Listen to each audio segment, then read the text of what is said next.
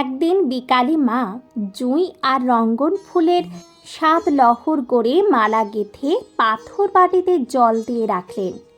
20 ফোটার পরে তা মা ভবতারিণী মাকে পরাবার জন্য পাঠিয়ে দিলেন। গয়না খুলে মায়ের গলায় মায়ের মালার শোভা দেখে ঠাকুর আনন্দে বিভোর হয়ে বারবার বলতে লাগলেন, আহা, তাকে একবার ডেকে নিয়ে এসো গো, মালা পরে মায়ের কি রূপ খুলেছে একবার দেখে যাক। মা রোজ 1 লক্ষ জপ করতেন।